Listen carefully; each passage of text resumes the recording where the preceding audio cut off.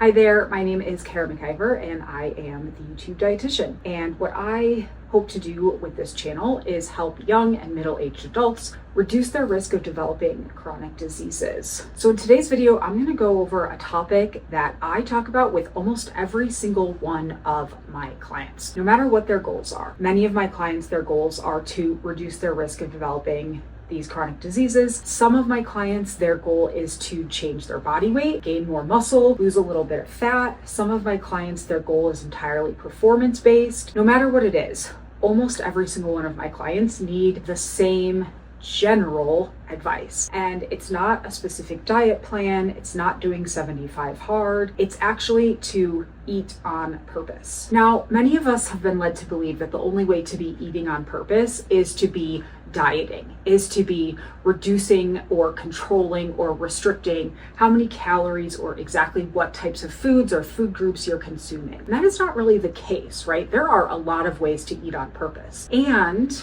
most people, especially Americans, I find are not actually eating on purpose. So today I'm going to go over 3 strategies that I am often recommending to my clients in order to eat on purpose without necessarily dieting or causing some sort of restrictive relationship or behavior with food. So one of the most common things that I see is that people are getting behind on their calorie intake for the day compared to how many calories they're expending in the day. Some people, this looks like they're eating a really small breakfast, or maybe they're just having coffee or an energy drink for breakfast. At lunch, they either work through lunch because they're really busy, they forget to eat lunch, or if they do eat lunch, they might be having like a really small salad with just a little bit of chicken. Then they get to 3 p.m. or they get home from work and they have been expending calories all day just by being alive. You get to mid-afternoon and you're almost certainly feeling really tired because you just don't have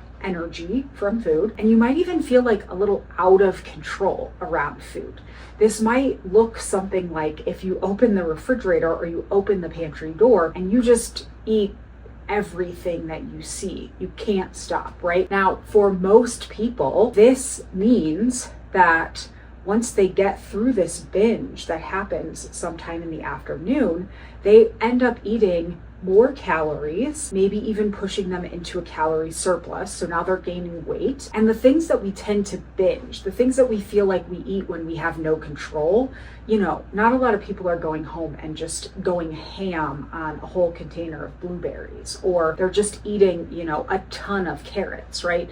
Right before bed, when they have this craving for food, they're having things like cereal and ice cream. So what these clients experience is that they feel like they have, a binge eating condition, or they can't seem to lose weight. They're like, I am eating so little at breakfast and so little at lunch, but I can't seem to lose weight, or I can't seem to put on muscle mass. And it's because they're getting so far behind early in the day on their caloric expenditure and keeping up with how many calories or how much energy is going in as compared to how much is going out, that then that binge later in the day is these high calorie foods that are pushing us into a caloric surplus, which in turn is causing us to gain weight. Recommendation here is not to get so far behind on calories, right? So what I recommend, eat regularly, breakfast, lunch, dinner, maybe a couple snacks, depending on your activity level,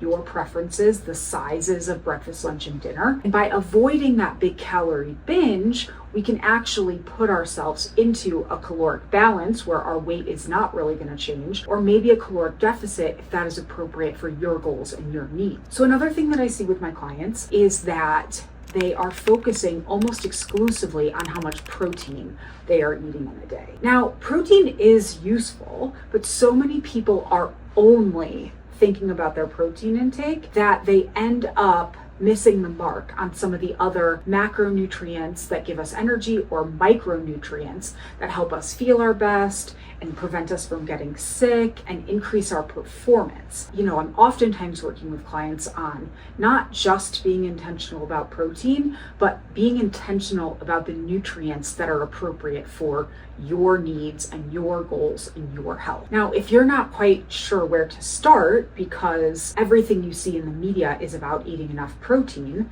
then I would recommend you start by thinking about fiber. If you can be as intentional about fiber intake as most people are about protein intake, you will probably be much better off when it comes to weight and weight fluctuations, as well as chronic disease risk. So the recommendation for fiber intake is 25 to 35 grams per day. Most Americans are getting closer to like 8 to 10. Fiber is so important, both in the short term and in the long term for our health. And we only get fiber from carbohydrates. And so if you're only focusing on your protein intake, you are probably in the vast majority of people who are just not getting enough fiber. Fiber has been shown to help folks feel fuller. And so if you feel fuller, you might actually eat a little bit less across the whole day. We also tend to get fiber from fruits and vegetables and whole grains, and those things tend to be lower in calories as well. Fiber is also really important for movement through the GI tract. So eating the right amount of fiber in a day can ensure that you are having regularity with your bowel movements. But if we're not eating enough fiber because we're not eating enough carbohydrates because we're only thinking about protein, then we may have some of these issues with being hungry all the time, eating more calories than we need, having a difficult time losing weight, having some inflammation on our GI tract, having irregular bowel movements. Long term, it can lead to cardiovascular disease. Having a low fiber diet can also increase your risk of developing type 2 diabetes, and having a low fiber diet can also increase the risk of developing some of these types of cancers, right? If you are only focusing on protein, you may be missing out on all these benefits of fiber. Now, if you're an athlete or you are one of these folks that are like, yes, but I need a higher protein diet for what I'm doing, that is true. However, protein is a really poor source of energy. We need protein to rebuild muscles and to repair from exercise, but we also need carbohydrates to give us energy to go into our workouts, to give us the intensity that we need to create the adaptations that allow us to get stronger, fitter, more powerful. So having enough carbohydrates in our diet is also important as athletes to make sure that we have the fuel to be effective in our workouts. Similarly, there are all kinds of vitamins and all kinds of minerals that we just can't get from protein foods. Things like vitamin C, things like vitamin A. Protein foods are not going to give us those vitamins, those minerals. They're not going to give us electrolytes. So again, depending on what your health goals are, protein is going to be useful, almost certainly, but some of these other nutrients that we can't get from protein are going to also be useful, and you may want to spend some purposeful time thinking about what are those other macronutrients, what are those other micronutrients that are going to be beneficial to your goals, and be intentionally incorporating those into your meals just as much as you are being intentional about the protein. So my third tip for this video is going to be related to meal planning and meal prepping. For many people, this is the first suggestion that they get from a nutrition coach, a personal trainer, or maybe even a doctor. Oh, to eat on purpose, to eat intentionally, to meet your goals, you gotta meal prep. Now, meal planning and meal prepping is really useful. It is a big part of being intentional and eating on purpose, but it doesn't have to look the same for everyone. And so I recommend solving your problems when it comes to eating on purpose rather than doing an ineffective meal prep. What I mean by that is if your problem is that you don't enjoy cooking, then cooking all of your meals for meal prep may not actually solve your problem. Right? There are ways that you can do a meal prep that don't actually involve you cooking. If your problem is you don't like to eat the same thing for several meals in a row, then again, there are types of meal prepping that are not going to work for you. So if you're the type of person that likes to eat something freshly cooked, or if you're the type of person who doesn't like to eat the same meal repeatedly throughout the week, then that traditional meal prep where you cook like one big batch of something and eat that for dinner every day is maybe not going to work for you.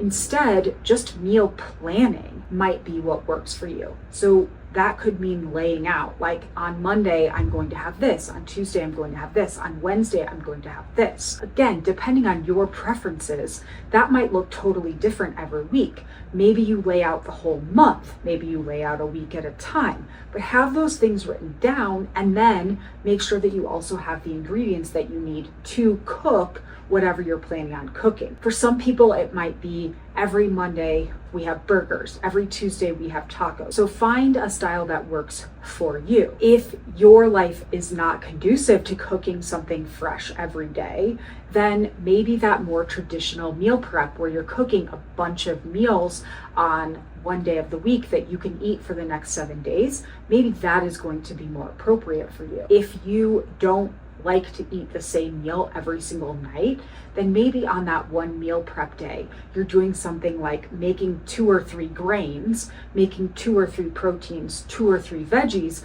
and mixing and matching all throughout the week, as opposed to like making a big batch of pasta and you eat that same pasta dish for 7 days in a row. You gotta find what works for you. Even some of these meal delivery companies have different styles or different options that you can choose. Again, if you don't like to cook, then one of those kits that comes with all the ingredients that you then cook and put together, that's not going to be the right option for you. But some of those companies also have meals that are already put together that you just have to microwave. So what works in my house is a little bit of a mix and a match. My partner is not a huge breakfast eater, and he likes to graze through lunch. And he works from home. For me, I work away from our house most of the time, and I need a solid breakfast in the morning and I need a solid lunch in the afternoon. So I prep breakfast and lunch for me for all 5 days of the work week. And I make sure that I have hard-boiled eggs cooked for him and that we have things like V8 and then some other items that he likes to graze on throughout the day. Then my partner is in charge of dinner. He is an excellent cook, but he doesn't necessarily want to cook every single day. So in our house, we actually get microwave meals delivered from either Cook Unity or Factor for 4 nights a week. And then the other 3 days of a week, we either go out, we eat leftovers, or my partner does cook something that then tends to last a couple of days for us. This video is not sponsored, but if you are interested in something like Cook Unity or Factor, I will leave the websites and my code in the description, and then you'll get a little bit of a discount and I'll get a little bit of a discount, but they don't even know I exist. This, is not a sponsored sort of video. It's just what works for us. Now, when I was single and living alone and it was just me, I would do a full 21 meal prep, 7 breakfasts, 7 lunches, 7 dinners, and I would just eat out of my Tupperware for a full week, and then I would do another week's prep. And that again is because that is what was most effective for my life, and I just didn't mind eating that way. Maybe your issue is you are having these bingey snacks mid-afternoon as opposed to having something intentional. So maybe you just need to meal prep snacks and make sure that you take your snack to work with you. So instead of grabbing something from the vending machine or grabbing some fast food on the way home, you're eating the snack that you intentionally picked out. You have to find the meal planning and meal prepping style that is going to work and solve your issues and meet your needs and meet your goals, as opposed to just following some meal plan or meal prep that someone else finds effective. That is today's video. Very general, very broad, but the advice is to eat on purpose.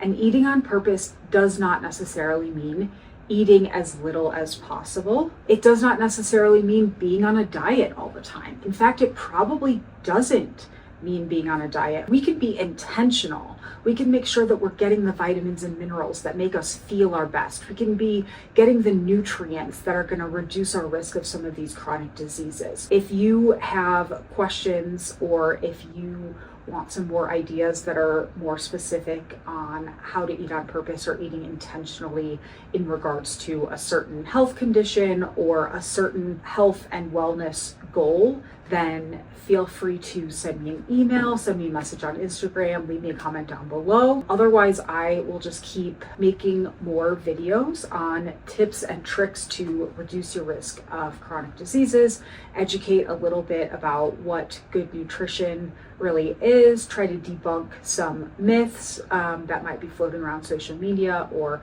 the internet, things like that. And if that sounds at all appealing to you, I would love if you gave me a follow, and then keep coming back to learn a little bit more from the YouTube Dietitian. Thanks for being here.